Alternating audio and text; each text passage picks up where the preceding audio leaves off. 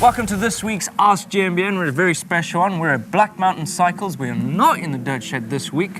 Where are we? No, right. It's just about to rain, but we're going to go riding, so it's all good. It's good. We've got a few questions. Yeah, we've got all your questions, so we'll try and answer them out on the trail. First one comes from Master BONZOMEN. What is the longest distance cycled in one sitting? Oh, I did some homework. It was 585 miles. It was an indoor velodrome by Christoph Strasser. Close. That's it. I was very close. Very close. It depends what you mean by one sitting. There's races like the Transcontinental, the road one. There's the Tour Divide. Tour Divide, that's a big one. Where basically they're riding and then sort of bivouacking by the side of the trail for 3 or 4 hours and then going again. Yeah. But is that one sitting? I mean, if you mean just not getting off the bike. But depends also what kind of bike, because Guy Martin did one, but it was in like a bubble cocoon thing on a racetrack, and he was sat in it for like nearly 24 hours trying to beat the amount of miles you could do in a certain amount of time. Sounds like you want to try and beat it, so you might have to do a bit more research on this one.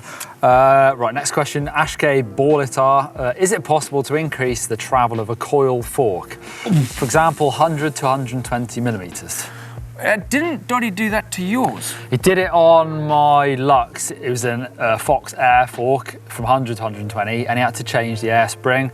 So it literally took him 10 minutes to do that. But with a coil fork, I'm not sure it's quite that simple. It has to be depending on the length of your stanchions inside the fork, if it can actually go to a certain amount. And you might have to change the spring. Get a longer spring, potentially. I think you'd have to research your brand of fork. I think coil is probably less likely to be able to do that.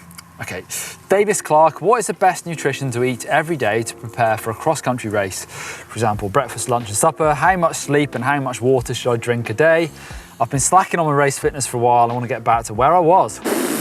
Neil, I think we are very, very we can't answer this. Well, I mean, I've only ever done a few cross-country races. I did one with Si Richardson, and he's a roadie and an ex-cross-country, so I just did what he did. And we had to get up super early and ate loads of oats in the morning.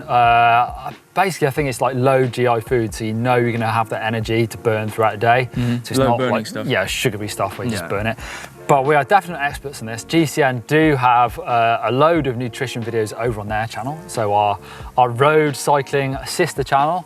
But we have hung out with Nino Schurter. We have, and we've got our legs ripped off. We did. Take a look at this. Nino Schurter, Olympic champion, 7-time world champion, 6-time World Cup champion with 32 World Cup victories along the way, and the 2-time Cape Epic winner.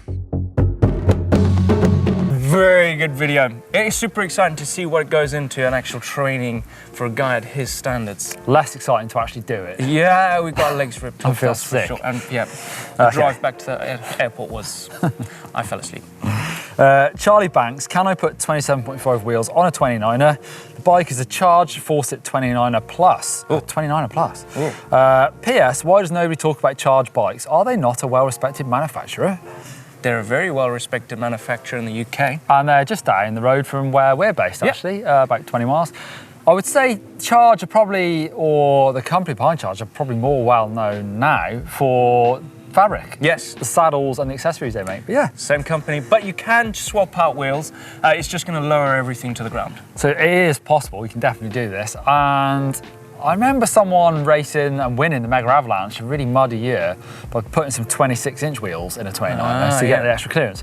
It's going to be a bit weird. Everything's going to be slammed. Your BB is going to be low, especially for 29er Plus, and then you put 27.5 on it. It's going to drop it by a pretty significant amount. Could you do that mullet sort of style where you have a plus size 29 on the front and then plus size 27.5 on the back? You could. You could. I've never seen that, but you definitely could. Ethan MYSHKO, I'm thinking about converting from a 1x11 setup from a 1x10. What new parts would I need, or would it make more sense to buy a bigger 1x10 cassette? You're going to have to buy everything. Right? That's the problem. You're going to have to buy a chain, cassette, shifter, and probably a rear neck. I mean, maybe chain. The problem is, I used to run I think it used to be, what was it, like an 1136 was the biggest 10-speed you can get, and it was quite big. But obviously nothing compared to the size. You know, we've got 1050, 1050s. We've got 32s up front. So, you know, the 1x12, you've got a massive range. 1x11, you can get a pretty big range. So, and the thing is, you can have big jumps between a 1x10 you can have big jumps between the gears. So it's up to you. I'd price it up and then decide. Then yeah. Is it worth it? Okay, next question. CONSTANZA, CAMPOSANO. Hi guys, it's Connie from Chile. Hiya. Here, I'm a 34-year-old mum, just starting to mountain bike again. I used to ride as a kid, but always on the streets. Now I live almost next door to a brand new bike park and loving riding there. Oh, anti-grip central. Yeah. I've got a 2014 Giant Liv Tempt 4, which is a hardtail. I feel like switching to a full suspension bike would help me ride better on the rocky sections and drops. However, I think maybe I should build skills on the hardtail first so that I can then make the switch. So should I invest in the old bike with new brakes, wider bars, drop a post, or save the money and buy a full suspension bike? Just riding beginners trails. Plus, I'm very petite, 1.54 meters tall. How is that taller than you, Blake? That's like me. I'm actually, looks like I've shrunk because I'm standing on a hill. Answering a question that you would be if you were to just work your skills out on a hardtail is pretty good. Plus, you're riding a lot of beginner trails, so the hardtail is pretty capable for doing that. Yeah. I've raced a hardtail down the craziest race ever, and it was capable of doing it. But for comfort, you know, full suspension is good. It is nice when it's rough. They can make it a bit safer to ride rough stuff and make you feel a bit more confident. Again, it's one of those you always need to weigh up the price difference between upgrading your hardtail and then buying a new full suspension bike. There are brands like Giant Liv that make women's size petite bikes. Canyon make a women's range of their bikes. Something like a Neuron might be worth looking at. But yeah, check out Blake's video riding a hardtail at the Mega Avalanche.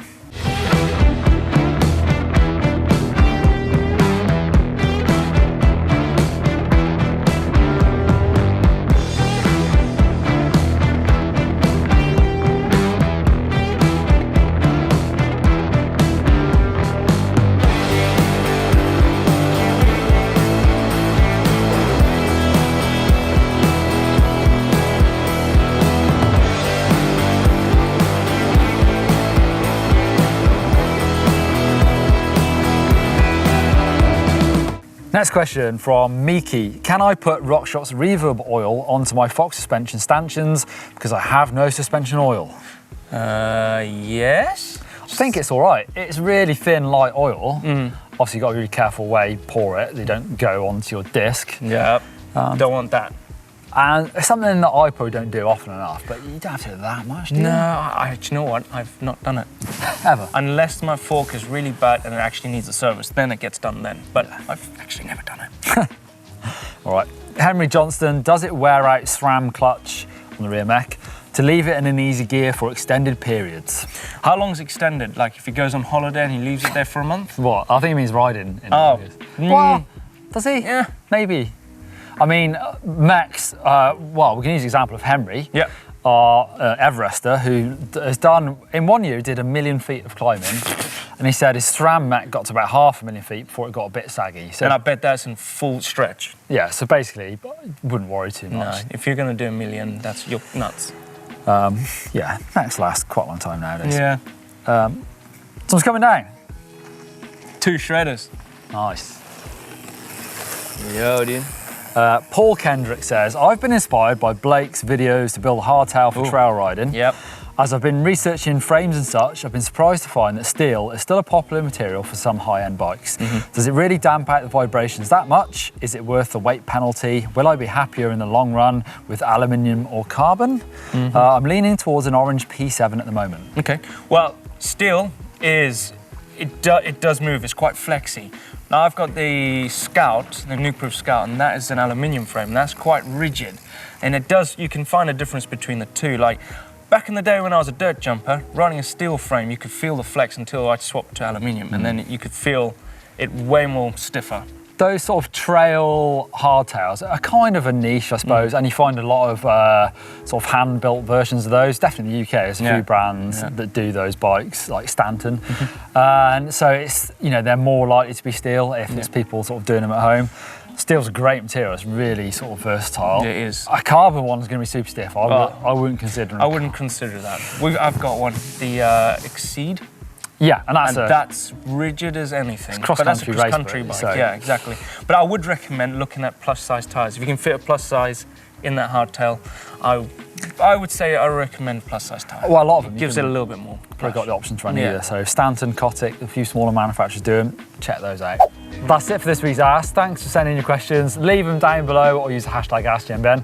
Who knows where we'll be next week? We'll try and answer them. Maybe back in the shed. Maybe. Maybe. Hopefully not. It's going to be lovely. It's still summertime. If you want to stick around and watch some more videos and you want to see which bike is the best bike for Whistler Mountain Bike Park, downhill or enduro, click over here. And if you want to see 10 things every mountain biker should know, click over there for that one. Yeah, don't forget to hit the globe to subscribe because you're missing out on some rad stuff, and give us a thumbs up like you love Ask GMBN. See ya!